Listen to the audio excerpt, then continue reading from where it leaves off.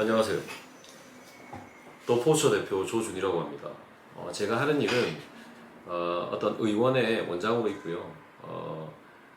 더포처라는 체형을 교정하는 그런 교육을 담당하고 있는 대표이기도 합니다. 그래서 여러분과 많은 교류를 나누고 싶어서, 그리고 제가 강의했던 그런 교육생들에게 좋은 강의들을 들려드리고 싶어서 이제 오늘 처음으로 시작하게 됐는데요.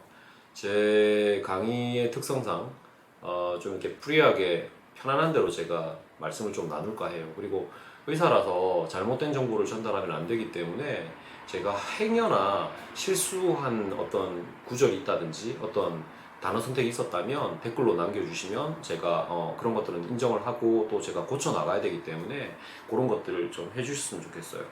오늘은 뭐 병원에 있다 보면 저희는 통증을 하고 있기 때문에 외측 상과염, 우리 테니스 엘보라고 그러죠. 그런 환자분들이 굉장히 많이 오시거든요. 그거에 대해서 우리 병원의 직원인 백상범 선생님과 같이 한번 풀어나가 보도록 하겠습니다.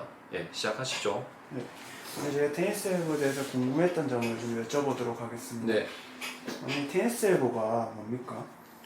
테니스 엘보는 우리 그 팔꿈치 있죠, 팔꿈치. 우리가 팔꿈치를 두 개로 나뉘거든요. 이렇게 바깥쪽에 있는 바깥쪽 팔꿈치, 또 이렇게 해주면 안쪽에 있는 안쪽 팔꿈치, 이렇게 두 개가 나뉘는데, 이 바깥쪽 팔꿈치에 힘줄의 변변이 있는 것을 우리가 테니스 엘보라고 얘기를 하거든요. 근데 테니스 엘보는 별명이에요, 별명.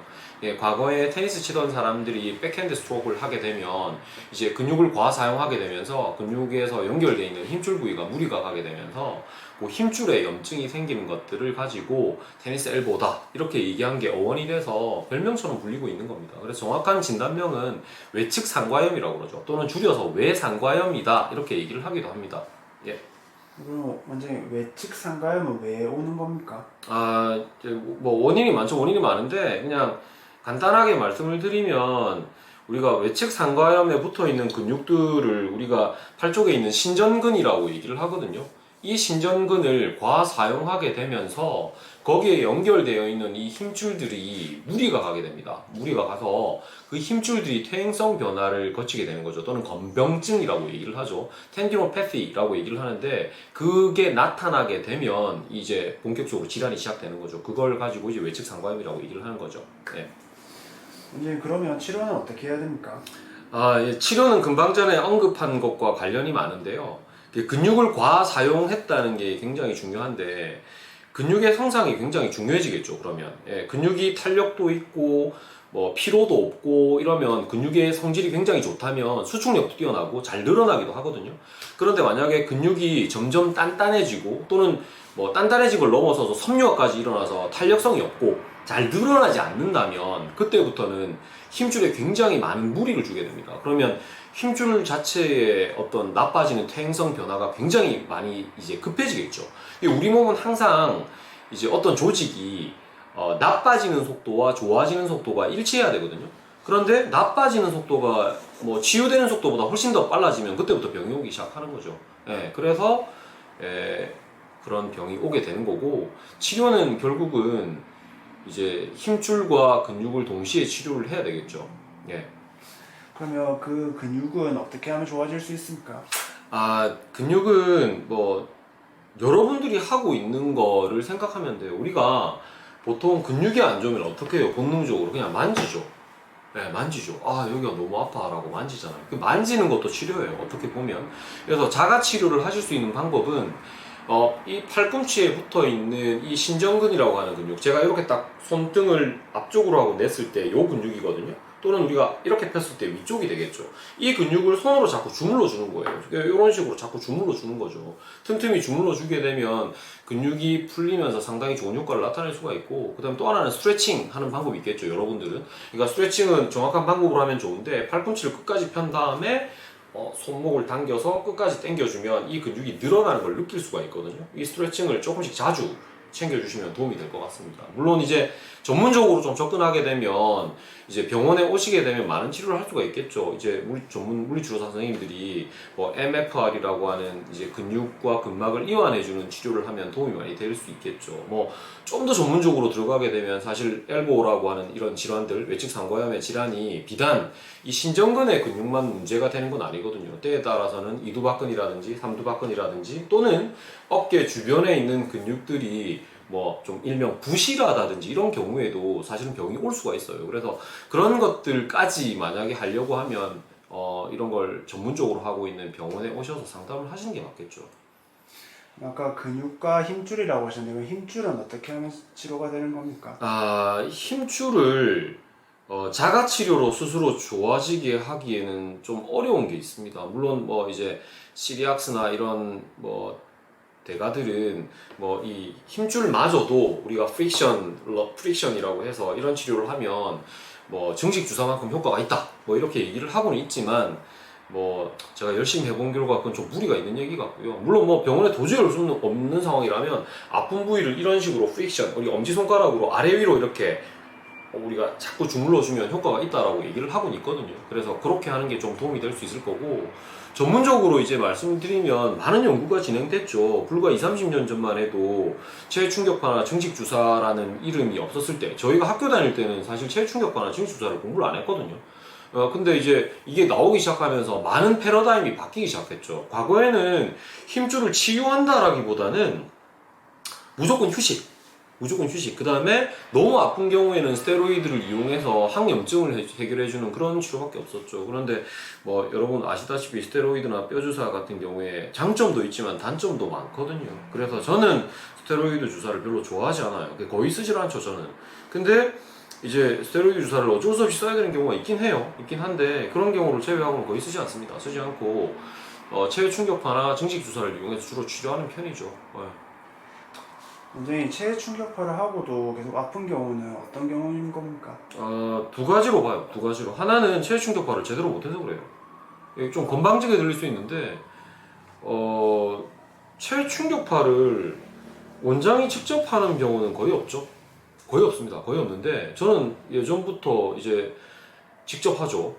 저희는 뭐 원장이 2명이니까 제가 시간이 나면 무조건 제가 하죠. 그 다음에 김 원장님도 무조건 스스로 하시는데, 체외 충격파를 왜 원장이 직접 하는 게 중요하냐면 체외 충격파를 해야 되는 위치가 있단 말이죠. 그게 이제 영어로 핀포인트라고 그래요. 그러니까 가장 중요한 부분을 계속해서 자극해 줘야 돼요. 그렇게 해야 체외 충격파의 효과가 나타나거든요.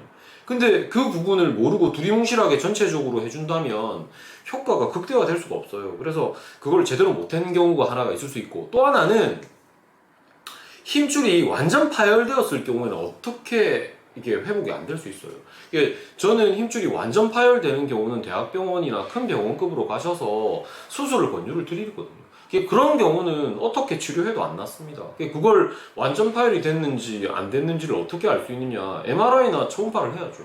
그래서 초음파를 반드시 기본적으로 해주는 게 저는 환자를 위해서 좋은 판단을 위해서 이게 맞다고 저는 생각하고 있거든요. 그래서 저는 그 두 가지 경우를 제외하고는 웬만하면 다 낫지 않나, 힘줄이 좋아지지 않나. 그런데 힘줄이 좋아졌음에도, 물론 초음파상에서 힘줄이 치료 시작 전과 치료 시작 후를 이제 치료 후에 비교를 했는데 힘줄이 너무 좋아졌어. 그런데 만약에 증상이 보존이 안 됐다. 그거는 근육과 관절의 문제라고 봐야 돼요. 삼위일체거든요, 항상. 우리가 힘줄, 근육, 관절이 있으면 근육이 완벽히 회복이 됐다. 그런데도 아프다. 그런 경우는 근육과 관절을 무조건 살펴봐야 돼요. 근육과 관절이 안 좋으면 다른 증상이 나타나게 돼 있거든요. 넓게 보면 이 세 가지를 제외하고는 저는 거의 낫는 것 같아요. 네. 네, 감사합니다, 원장님. 그리고 마지막으로 혹시 해주실 말씀 있으십니까? 예. 제가 이 동영상을 찍으면서 여러분들하고 많은 이제 얘기를 나누고 싶었던 게, 자꾸 발전해야 된다고 생각해요. 왜냐하면 제가 10년 전에 제가 엘보를 치료를 했던 걸 생각하면, 저한테 치료를 받았던 분들에게 굉장히 죄송해요. 마음이 안타깝고. 그래서, 의사나 치료사는 계속 노력해야 된다고 생각해요. 물론, 이제 우리 제 동영상을 많이 보신 제 팬들이 있죠. 프랙티셔너, 운동 전문가 여러분들도 마찬가지예요. 내가 지금 최선을 물론 다하고 있지만 내가 지금보다 더 발전하지 않으면 과거에 나에게 치료를 받았던, 과거에 나에게 운동을 받았던 분들에게 굉장히 죄송한 마음을 많이 느끼게 될 거예요.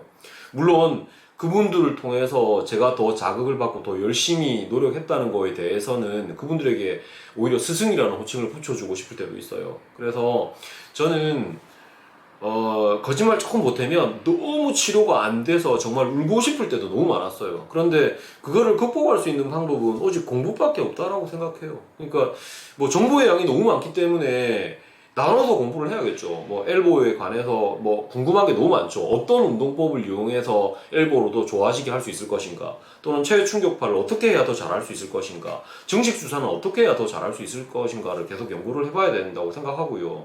많은 사람들과 교류를 더 나눠야 된다고 생각해요. 저는 개인 의원을 하고 있기 때문에 사실 논문을 쓰기에 적합한 환경은 아니에요. 논문을 무지 쓰고 싶긴 해요. 알아보고 싶기도 한데, 그런데 제가 한 분당 치료하는 시간이 뭐 많게는 15분에서 20분이기 때문에 치료가 굉장히 좀 이렇게 그런 것까지 할 여유는 없는 것 같아요. 없는 것 같지만 여러분들도 많은 노력을 많이 해주셔야 될 것 같아요. 컨디셔너 여러분들이나 아니면 뭐 물리치료사 여러분이나 우리 뭐 같은 직종에 있는 MD 선생님들도 같이 노력을 하면서 같이 공유를 했으면 좋겠다는 생각을 많이 했고요. 그 다음에 궁금한 점이나 아니면 제가 말한 것에 틀린 게 있다면 저한테 댓글에 좀 남겨주시면 저희는 그런 댓글을 보게 되면 논문을 찾아서 그거에 대해서 또 공유를 해드리고 싶어요. 네, 정확한 정보를 전달을 해야 되니까. 네, 그런 게 있습니다. 그리고 엘보 때문에 정말 고생하시는 분들이 많은 걸로 알고 있는데 초음파를 웬만하면 보세요. 돈 아끼지 마시고 잘 보는 병원에서 초음파를 정확하게 보시고 힘줄이 어떤 상태인지 반드시 점검을 받기를 바래요. 그리고 점검을 받은 다음에 어떤 치료를 할지 같이 고민하세요. 원장님들과 아니면 교수님들과 같이 고민을 하시는 게 맞다고 생각해요. 물론 이제 힘줄의 상태에 따라서 체외 충격파나 증식 주사가 필요 없는 경우도 있어요. 실제 제가 안 하는 경우도 있고요. 왜냐하면 힘줄에 뭐 변성이 와서 이제 뭐 텐디노패티라고 하는 건병증이 오게 되면 이제 문제가 되고 파셜 테어가 있게 되면 해야 되는 부분들이지만, 그게 아니고 그냥 단순하게 뭐 우리가 건염, 텐디나이티스, 힘줄에 약간 염증만 생기는 경우는 안 해도 되는 경우도 있거든요. 그런 것들을 전문의의 소견을 잘 믿으시고 잘 따라가셔야 되는 걸로 봐요, 저는.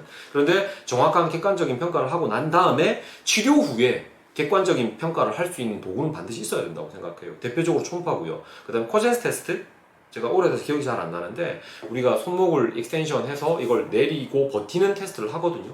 치료가 좋아지면 나중에 그런 걸 알 수 있고요. 그래핑 테스트라고도 하는 것도 있어요. 그러니까 치료하기 전에 내가 악력, 얼마나 강하게 힘을 줬는데 아팠는데 치료가 다 끝나고 나서 힘을 줬는데 안 아프다, 이런 테스트를 해봐야 돼요. 해보고 본인 스스로도 평가를 하셔야 됩니다. 제가 환자분께 자주 말씀드리는 게 있는데요. 저를 믿지 마라고 말씀드리거든요, 처음에. 근데 나중에 믿음이 생긴다면 끝까지 맡겨달라고 말씀을 드려요. 왜냐하면 의료는 좀 일반 상거래와 좀 다른 게 분명히 있어요. 일반 상거래, 예를 들어서 이게 비하하는 건 절대 아니에요. 우리가 맛있는 걸 먹으면 맛이 있다 맛이 없다라고 판단되는 거지만 의사는 달라요. 뭐가 다르냐면 여러분들이 이 병에 대해서 모르기 때문에 제가 의학적인 정보가 여러분들 위에 있단 말이에요. 그런데 내가 인기를 끌기 위해서 그러면 안 되는데 제가 그럴 상황이 아닌데 스테로이드 주사를 줘서 즉시 통증을 없애버렸다. 그러면 여러분들은 어떻게 평가하시겠어요? 통증이 바로 사라졌으니까 저분 병이다, 정말 잘하는 것 같아 라고 판단할 수도 있다는 거죠.